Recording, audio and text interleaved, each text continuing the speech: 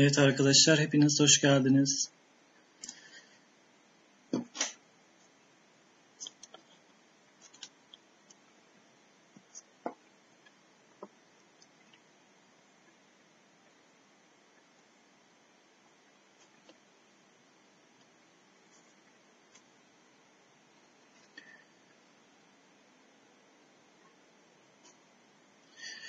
Sesim geliyor mu arkadaşlar? Yorumlara yazabilir misiniz lütfen?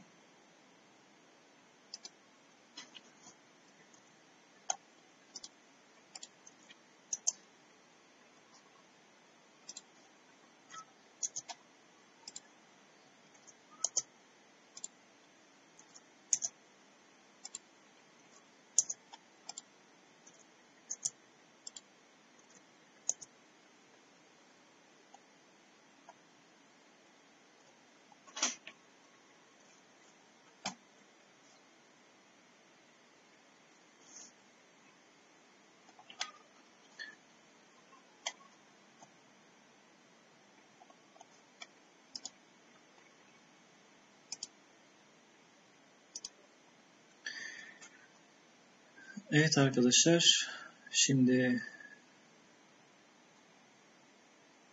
test yaptığım kadarıyla sesim biraz geç geliyor. O yüzden sorularda, diyagramlarda biraz yavaş ilerleyeceğim. Mümkün olduğunca cevapları lütfen yorumlara yazın. Sizin cevaplarınızdan sonra ben cevabı size göstereceğim. Burada şu anki önümüzdeki diyagramda siyah oynar, beyaza çatal atar. Etkili bir çatal hamlesi hangisidir? Lütfen yorumlara cevaplarınızı bekliyorum.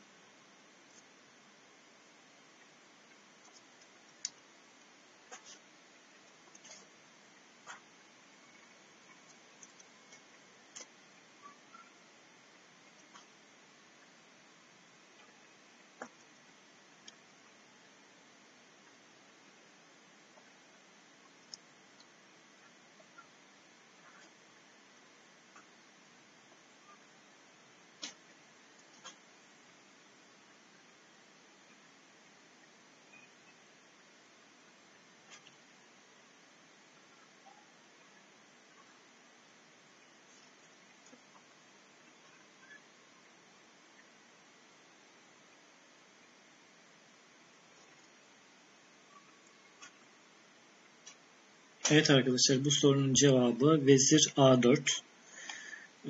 Vezir A4 hamlesiyle hem her iki kaleyi de çatal atmış olur. Çünkü iki kale birbirine normalde dikeyde, D dikeyinde birbirini koruyabilirdi. Ancak beyaz piyon tarafından bu durum engellendiği için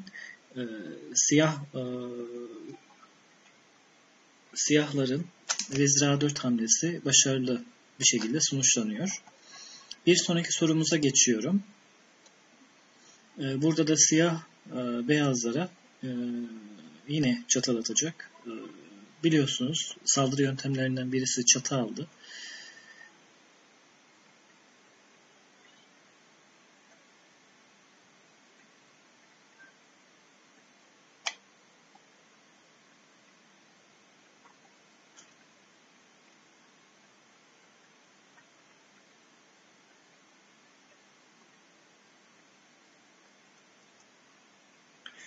Evet arkadaşlar, bu sorumuzun cevabı da fil E4 hamlesi olacaktı. Fil E4 ile siyah vezir tarafından fil korunuyor. Hem şah çekiliyor hem de vezir tehdit ediliyor. Bu yine çok etkili bir saldırı yöntemi olarak biliniyor arkadaşlar. Vezir ya şah kaçacaktır ya da beyaz vezir siyah fili alarak hamleyi tamamlayarak tehditten kurtulacaktır. Önünü kapatacak herhangi bir taş olmadığı için arkadaşlar beyaz vezir mecburen fili alacak, kendisini feda edecektir. Evet, üçüncü sorumuza geçiyoruz arkadaşlar. Burada da beyaz oynar, siyaha etkili bir çatal hamlesi gösterir. Cevabı lütfen yorumlara yazın arkadaşlar. Yorumlarda şu an cevaplarınızı göremiyorum.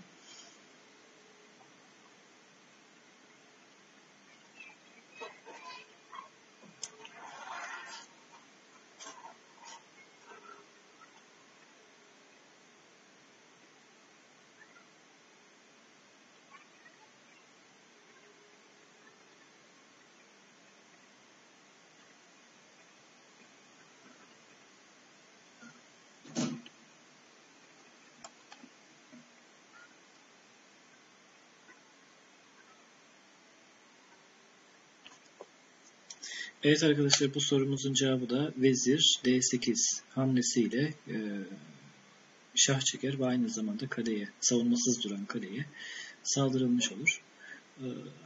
Burada şah kendisini koruyabilmek için aslında birden fazla hamlesi var ama en etkili hamlesi arkadaşlar kaçarak kendisini kurtarmaktır.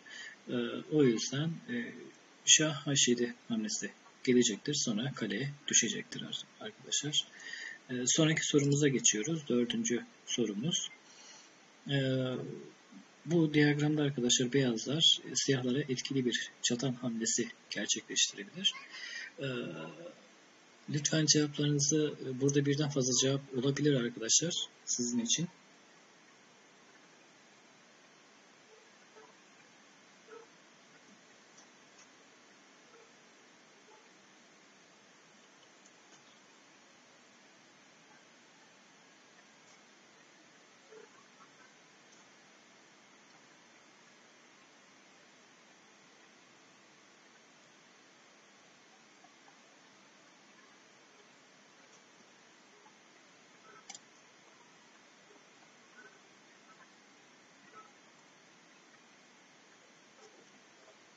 Evet arkadaşlar, cevaplarınızı bekliyorum.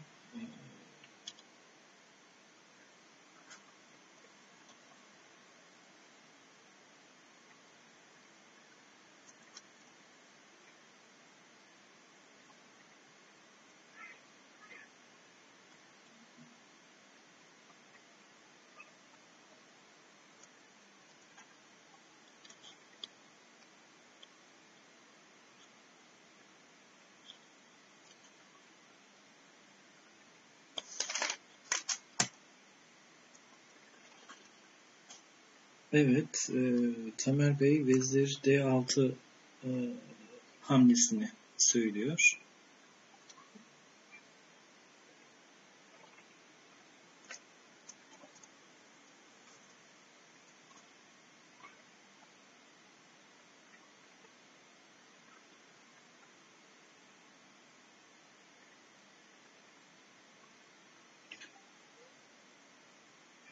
Vezirler kalelere çatal yapar.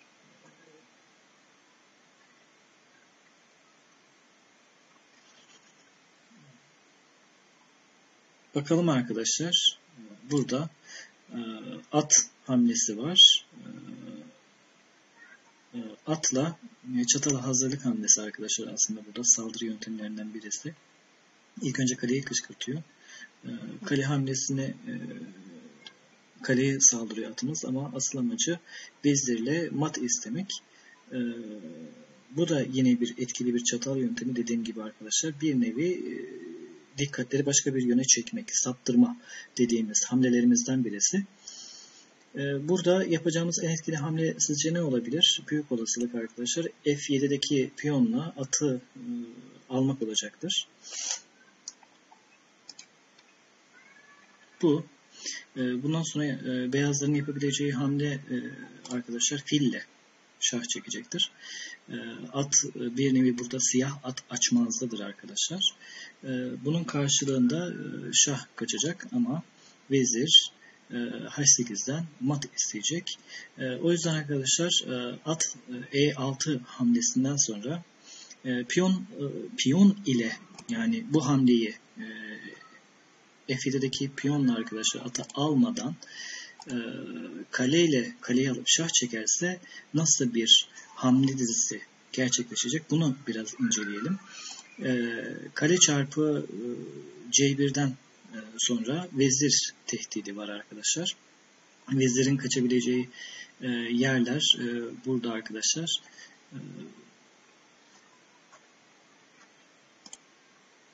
Vezir F8 kendisini bir nevi feda etmiş gibi görünüyor ama bakalım arkadaşlar burada. At F8, Şah F8 ama Vezir H8'den yine mat hamlesi geliyor. Yani siyahların burada arkadaşlar yapabileceği hamle sayısı sınırlı. O yüzden her halükarda arkadaşlar burada siyah mat oluyor.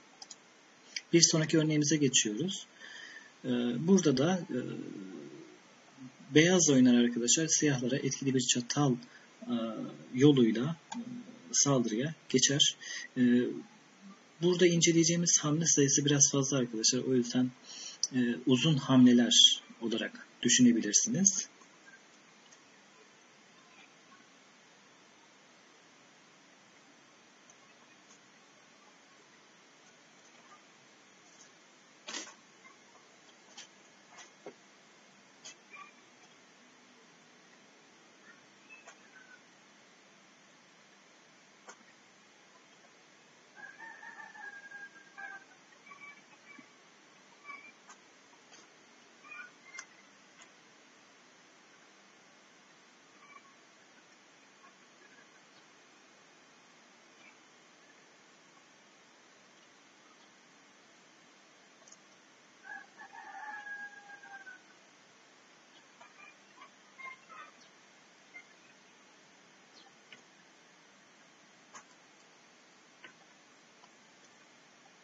Burada arkadaşlar beyaz oynuyor.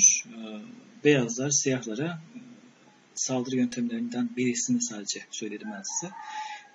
Etkili bir saldırı yöntemi çataldı. Burada beyazlar siyahlara çatal hamleleri ya da çatala hazırlık hamleleri gerçekleştirerek saldıracak.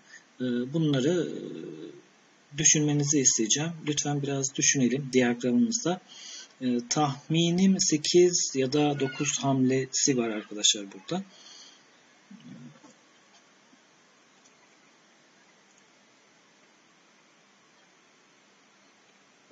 Yorumlardan sizi ancak yazdığınızda arkadaşlar duyabilirim.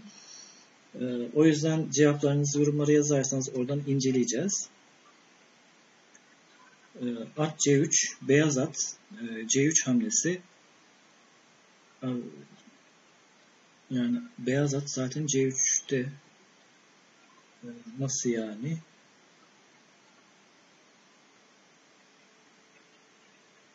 At A4, vezire ve kaleye saldırı. Aslında güzel bir hamle. İlk hamlemiz zaten odur. At A4. Çatalı gördük zaten burada. Siyahlar kendisini nasıl savunabilir peki? At A3 hamlesinden sonra arkadaşlar.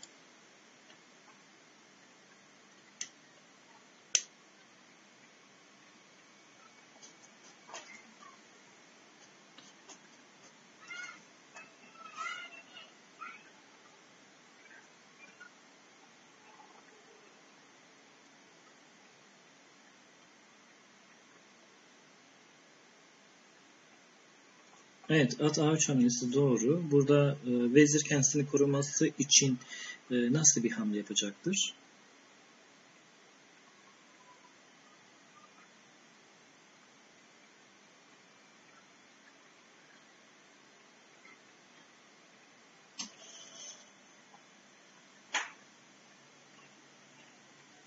Evet arkadaşlar, online dersteyiz şu an. Soru çözüyoruz. O yüzden ilk hamlemiz, sonraki hamlemiz siyahların buradaki arkadaşlar vezirlerini koruyabileceği ve etkili hala kendisini aktif olarak sahada kullanabilmesi için vezir A5 hamlesi gelir. Bunu yaptıktan sonra zaten beyazlar doğal olarak diyecek ki bedavadan kale geldi, kaleyi alacaksınız. Çoğumuz bunu yapar arkadaşlar. At C5 hamlesiyle çatal, etkili bir çatal saldırısı gelmiş oluyor. Bunun karşılığında siyahlar sizce hangi hamle yapacaktır? Piyonla mı atı alacaktır? Vezirle mi atı alacaktır arkadaşlar? Yine C dikeyine gelebilmesi için vezirin arkadaşlar vezir çarpı C5 ve aynı zamanda kaleye çaprazdan arkadaşlar kale saldırısı var. Burada kaleye saldırıya Tabi etkili midir? Hayır. Çünkü iki kale birbirini koruyor ama C dikeyi üzerinde arkadaşlar şahı, önündeki piyonu bir nevi açmaza almış görünüyor. Bunun karşılığında beyazların yapacağı en etkili saldırı yöntemi yine piyon F5 hamlesi arkadaşlar. Çünkü filin yolunu kapatacak bir hamle. Buna karşılık siyahların yapabileceği hamle yine sınırlı olacaktır.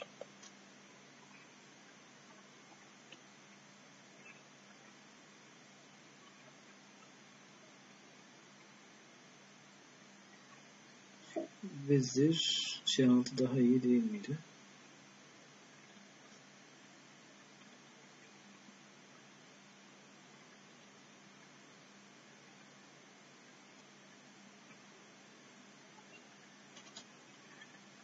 Tabi doğal olarak arkadaşlar fiil A2'deki piyonu alarak artık mat isteme ya da mata hazırlık hamleleri geliyor burada. Bunun karşılığında beyazlar hala bunu bir nevi korkusuzca karşılamaya devam ediyordur ya da materyal kazanmaya çalışıyordur. Sizce burada F6 hamlesi etkili midir, değil midir? Bunu biraz incelemenizi isteyeceğim arkadaşlar. Hem vezirimizin yolunu açmış oluyoruz burada.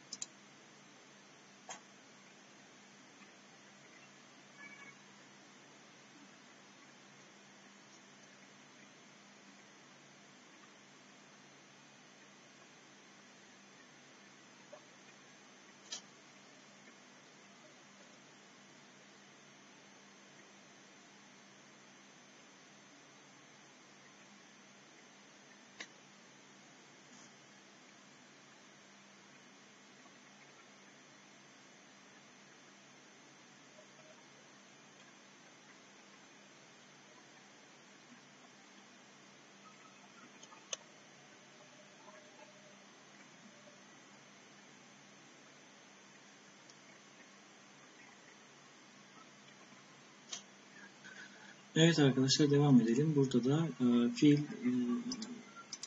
F8 hamlesi fil kendisini korumaya çekiyor.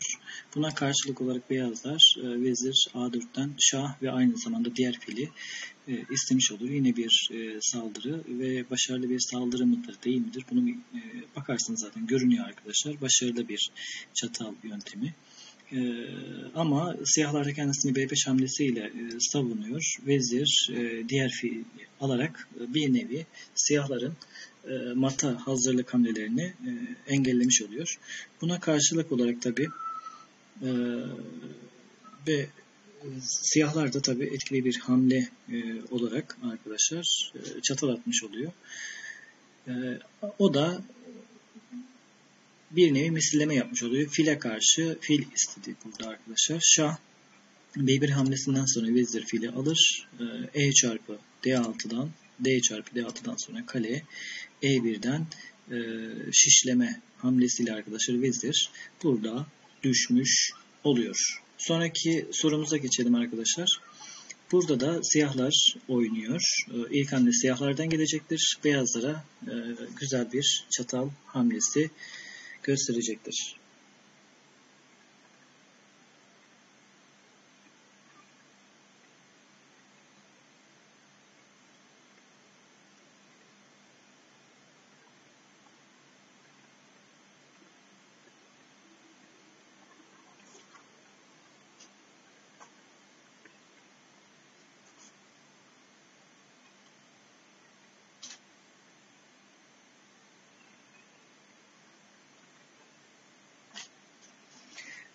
Evet arkadaşlar, konuları anlatmaya daha doğrusu soruları, çözümlerini anlatmaya çalışıyorum. Ama ilk önce cevapları sizden beklediğim için biraz zaman alıyor ve yorumlarınızı ben hemen görebiliyorum ama benim sözlerim size biraz geç iletiliyor. O yüzden beklemek zorunda kalıyorum açıklamalarda.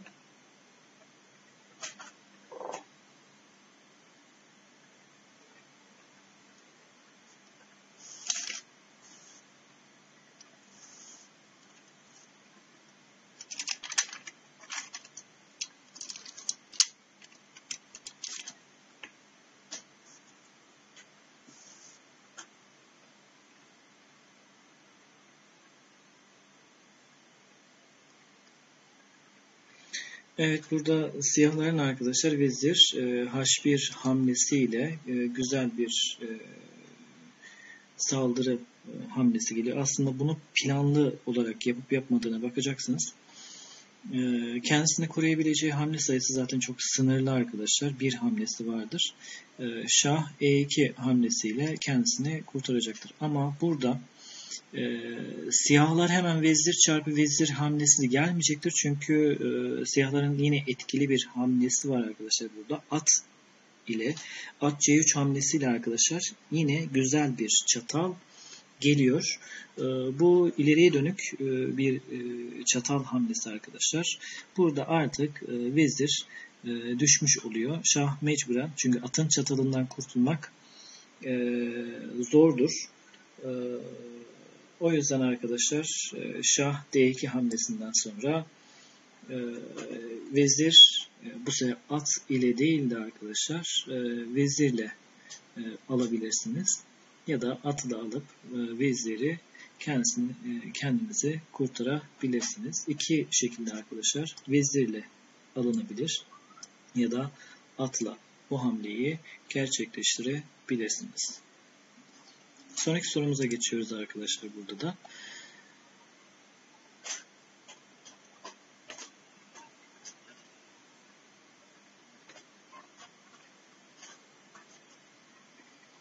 Burada da beyazlar siyahları arkadaşlar bu hamlesiyle at D6 hamlesiyle arkadaşlar siyahlar oyunu terk ediyor. Buna karşılık olarak en mantıklı hamleyi düşünürsek şah E5'ten sonra zaten atın arkadaşlar bu hamlesiyle kalesi düşecek ve siyahların materyal kaybından ve beyazların kale ve at üstünlüğünden dolayı siyahlar oyunu terk edebilir. Terk ediyor arkadaşlar burada. O yüzden bu oyunda beyaz oyunu kazanmış oluyor. Sonraki sorumuza geçiyoruz arkadaşlar.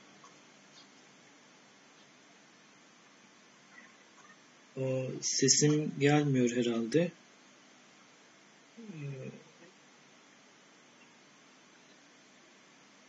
Sesim geliyor mu arkadaşlar? Yorumlara yazar mısınız lütfen?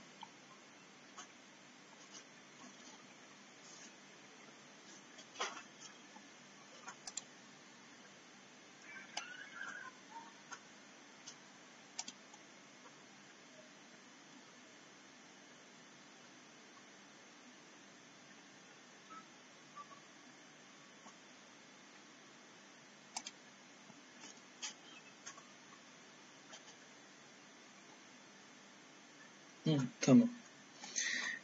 Burada ise yine güzel bir çatal hamlesi var arkadaşlar. 50. sorumuz. Burada da beyaz oynar, siyaha çatal atar. Başarılı bir çatal hamlesi. İlk hamle nereden gelebilir arkadaşlar? Bunları lütfen dikkatlice bakın.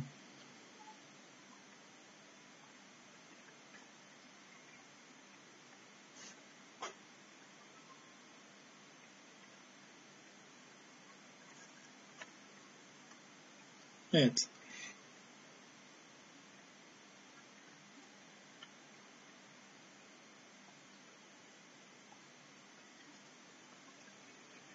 Şimdi buradaki ilk hamlemiz arkadaşlar fil, siyah fili alarak bir nevi takas yöntemine girmişler.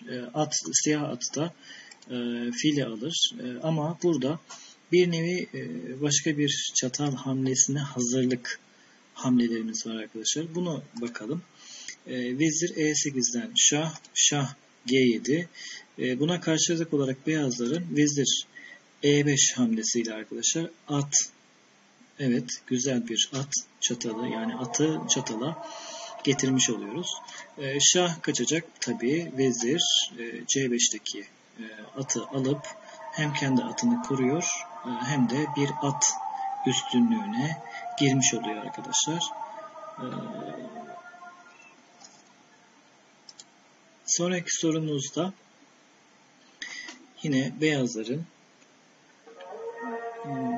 çatal hamlesiyle saldırı yöntemi var arkadaşlar. Özür dilerim. Beyazlar diyecektim. Sanırım siyahlar dedim.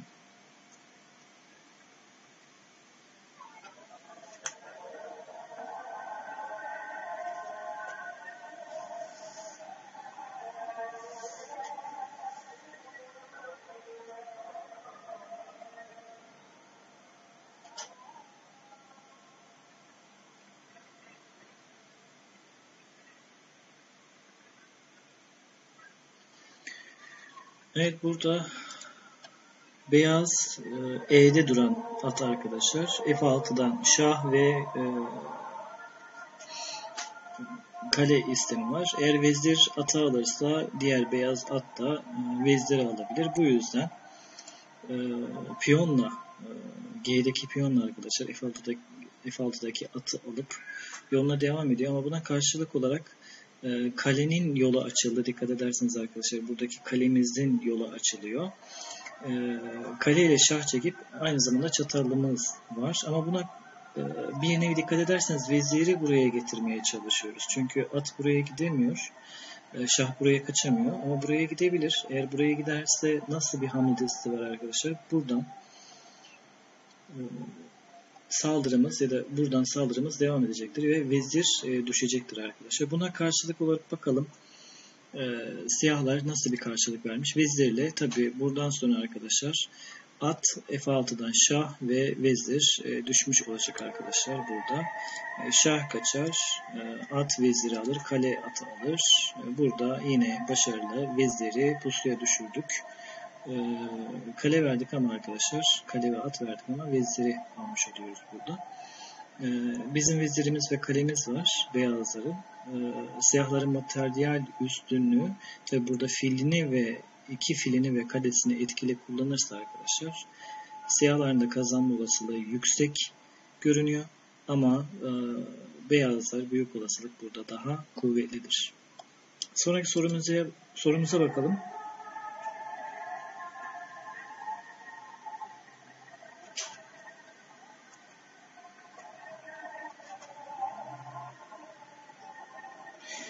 Burada beyazlar, siyahlar yine bir çatal konumuna çekeceği hamle dizisi var arkadaşlar. 3 hamle mi 5 hamleyi görebilirsiniz burada ama benim sizden istediğim 3 hamle arkadaşlar. Bu 3 hamleyi görmenizi istiyorum. Beyazların ilk hamlesi nereden gelebilir ya da ne yapması gerekecektir? Buna bakalım.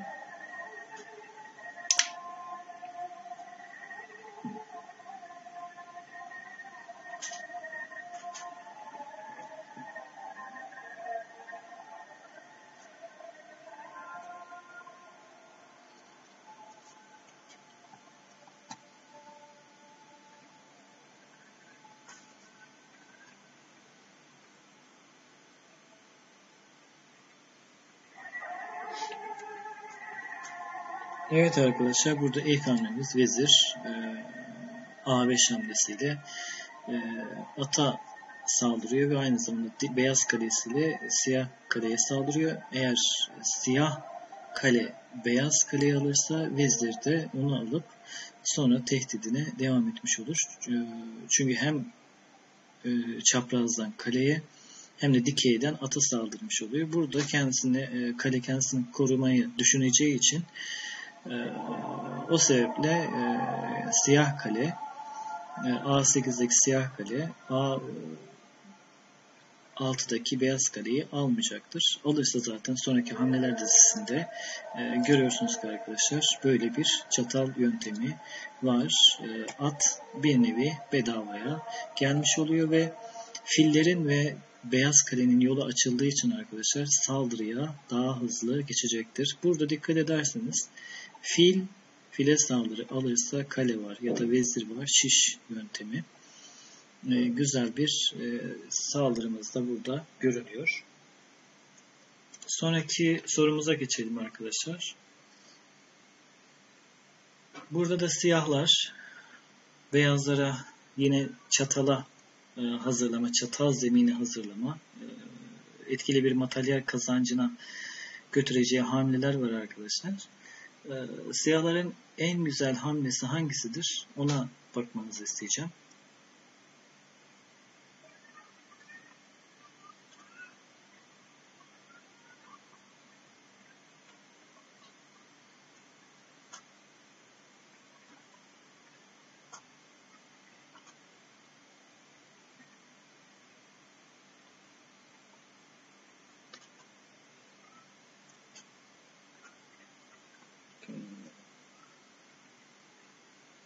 Vezir D7.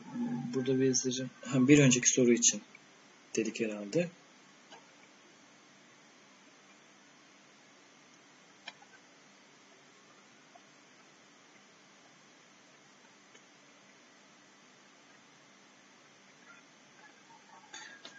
Evet arkadaşlar, bu sorumuzda siyahların biraz tuhaf gelecek size ama vezir F3 hamlesiyle şah çekiyor ve etkili bir hamle olarak görünecektir.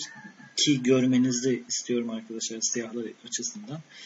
Neden vezir F3 hamlesiyle şah getiriyor arkadaşlar? Bir nevi kalesini de feda etmiş gibi görünüyor ama buna daha dikkatli bakmanızı istiyorum. Beyazları buna karşılık olarak ne yapacaktır? Vezir çarpı F3. Siyahların sonraki hamlesi arkadaşlar, kalesini feda etmek yerine atıyla buradan çatal hamlesi gelecektir.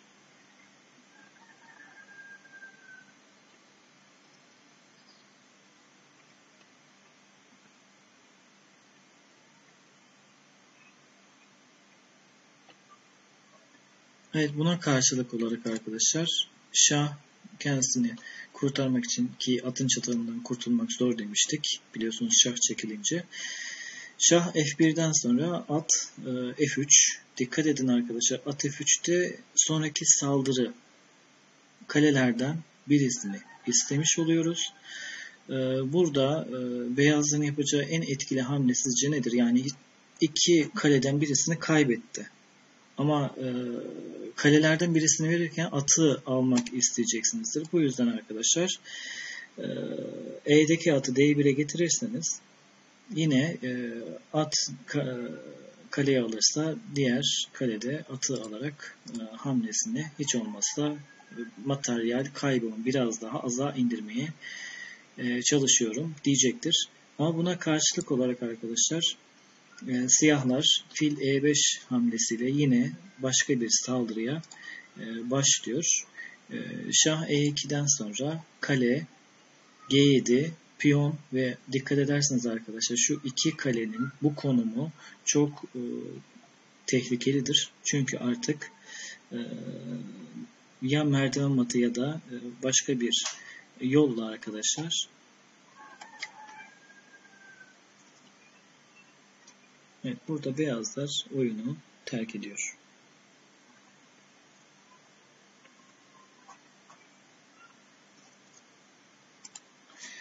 Sonraki sorumuz burada da çatal alıştırmalarımızdan bir diğer arkadaşlar.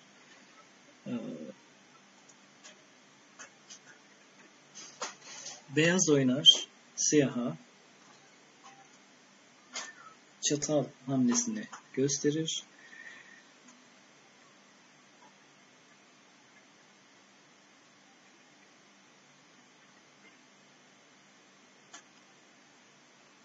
Konumu dikkatlice izleyin lütfen. Burada beyazlar atı alabilir ama kalede beyaz kaleyi alır. Burada etkili bir saldırı olmayacaktır ama ilk hamlemiz ne olabilir? Şah çekmek mi olabilir? Buradan mı? Buradan mı şah çekeriz? Ya da at ile şah çekme olasılığımız var mı? Onlara bakmanızı isteyeceğim arkadaşlar. İlk hamle beyazlardan gelecek.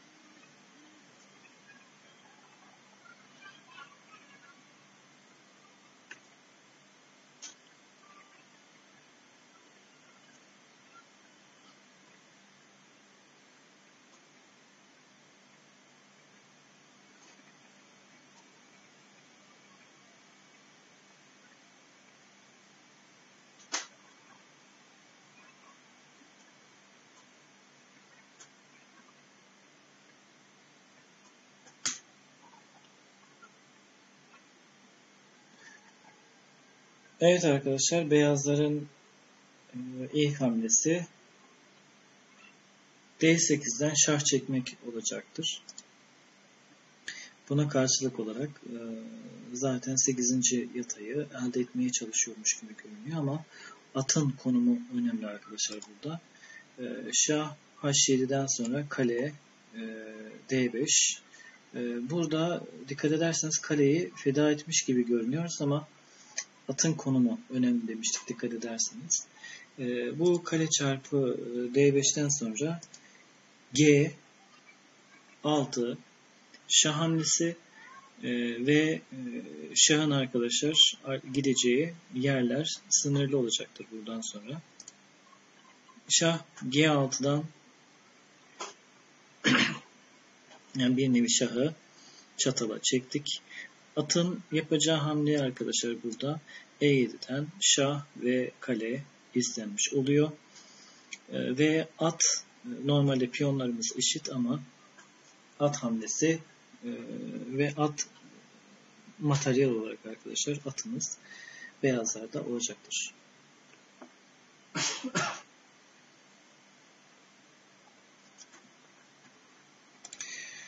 Sonraki sorumuz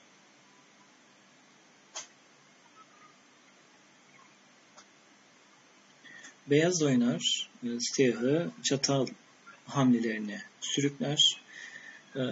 Ama burada arkadaşlar beyazın mat hamlesi de var.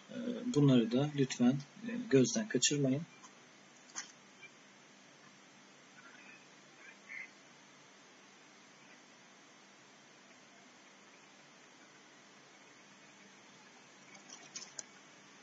Kale D8 hamlesi.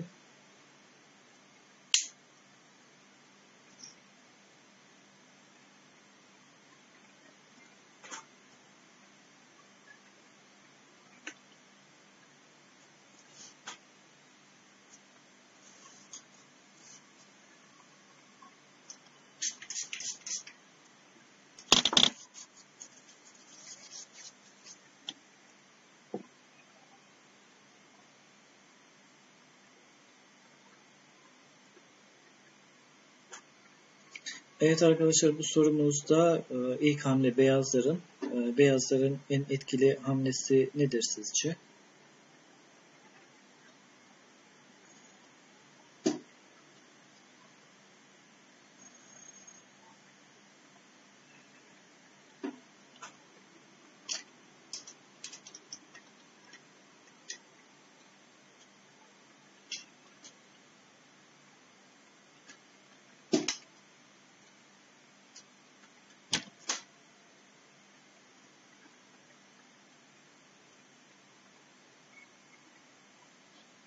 O zaman ilk hamleyi ben göstereyim burada.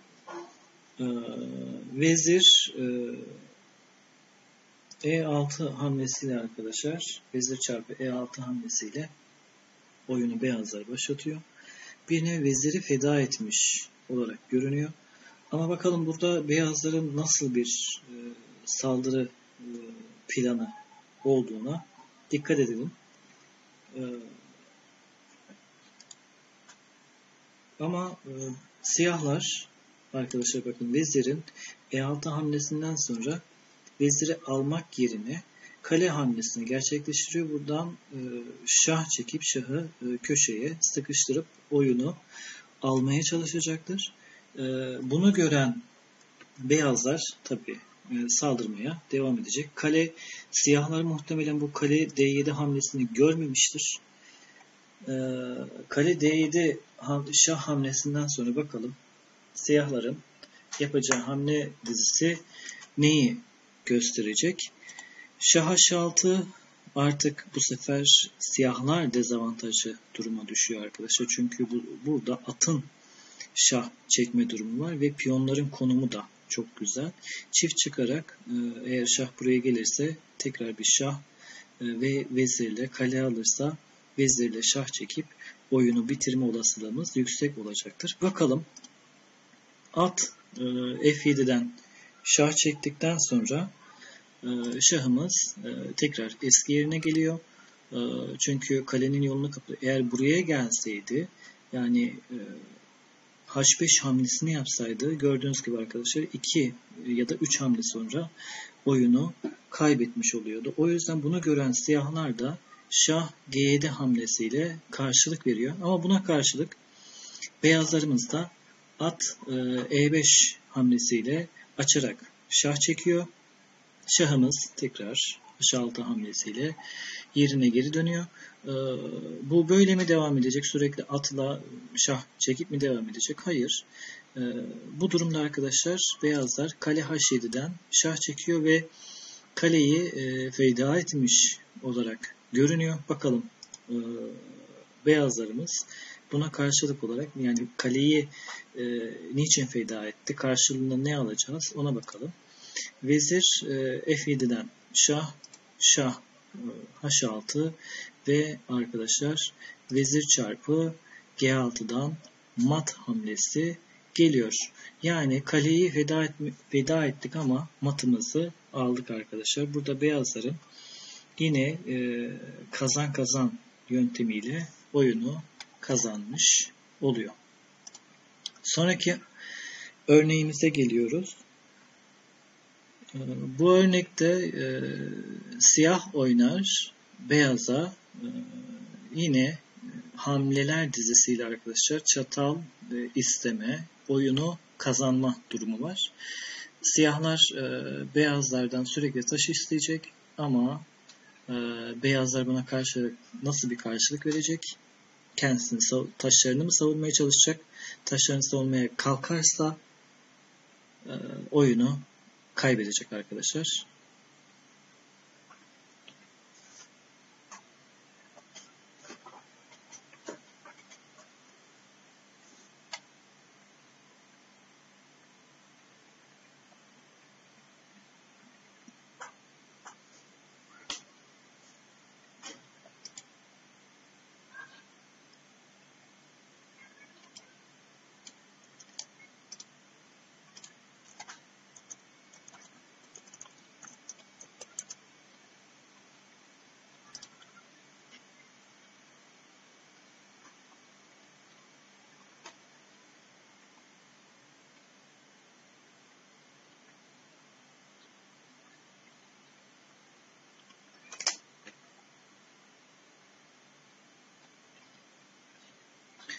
Evet arkadaşlar, siyahların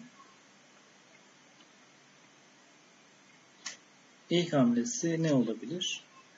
Burada benim gördüğüm fil hamlesi var arkadaşlar. Siyahların. Yani fil E4'ten niye fili feda etmiş gibi görülüyor? Buna bakalım biraz. Aslında fili alırsa, vezir alırsa kale veziri alır. Yani fil burada feda edilmiş gibi görünüyor. Buna karşılık olarak arkadaşlar beyazlar vezir hamlesini gösteriyor. Niçin kaleyle almadı ya da fille almadı diye düşünebilirsiniz arkadaşlar. Buna bakalım. Fil kendisini korumak için tekrar geri hamle yapıyor. H4, at F3, kale çarpı F3, fil çarpı F3, H G5, fil çarpı G5, vezir E3 hamlesinden sonra siyahların burada yine yoluna devam etme ve fil vezir çaprazı, piyon çaprazı ile arkadaşlar oyunu etkili bir şekilde getirme yoluna gidiyor. E4 ile fil F1, vezir E7 hamlesinden sonra beyazların B4 hamlesi. Vezir E5'ten arkadaşlar şah isteyip artık sonraki hamleler dizisinde oyunu mata götürmek istiyor siyahlar. Beyazlar buna karşılık olarak arkadaşlar B5 hamlesini gösteriyor. Vezir G3, şah, fil G2'den sonra vezir G2, şah ve mat. Normalde mat geliyorum dedi ama beyazlar kendisine hiç kurtarmak için bir hamle yapmadı arkadaşlar. Ki yapsaydı da vezirle fili alsaydı da yine hamle değişmeyecekti.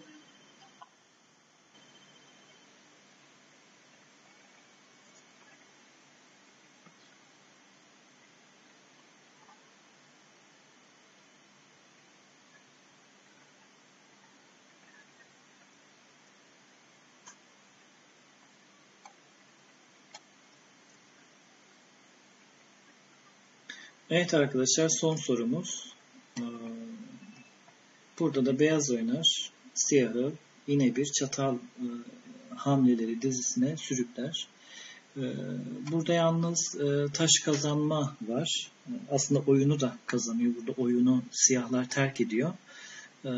Ama taşta kazanmış oluyoruz. Bakalım vezirin, beyazların nasıl bir vezir hamlesi getirecek arkadaşlar.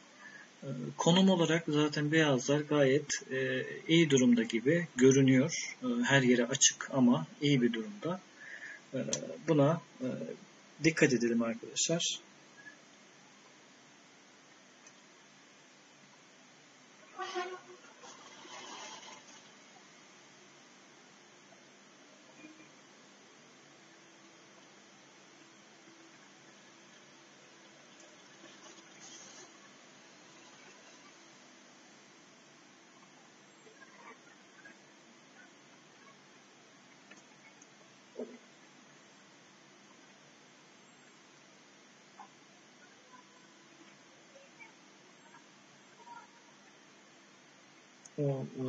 Ben iyiyim arkadaşlar. Çok fazla konuşmadığım için ara ara böyle işte Ramazan ayından dolayı sesimde çatallanma oluyor.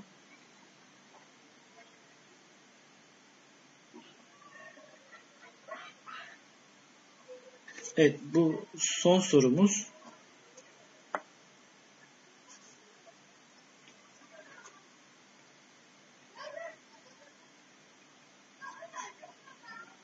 Evet, vezir D4 hamlesi geldi burada. Beyazların vezir D4 hamlesi arkadaşlar.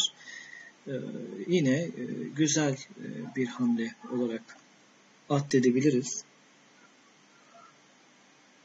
Ama veziri D8'den şah çekerek arkadaşlar. Burada kale istemi ya da at istemi mi, fil istemi mi var ona bakalım. Vezir D8 hamlesinden sonra atınızın konumu önemli demiştim arkadaşlar. Vezirin, şahın buraya kaçarak şah hem kalesini korur hem de vezire saldırır. Zaten diğer taşlar da birbirlerini koruyor. Burada şah G7 hamlesinden sonra vezir H8'den şah var. Vezir niçin kendisini feda ediyor dersek arkadaşlar, bakalım şah çarpı H8'den sonra tabi at hamlemizi görüyorsunuz ki yine etkili ve güzel bir çatal yolu var. At F7'den şah G8, at çarpı D6'dan sonra arkadaşlar burada siyahlar oyunu terk ediyor. Konum olarak bakarsanız iki beyaz kale, fil ve at var. Siyahlarda da zaten arkadaşlar materyal az olduğu için ve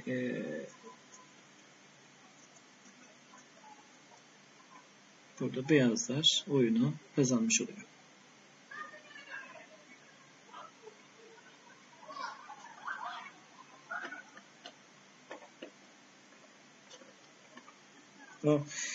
Geçmiş olsun Aslı Hanım.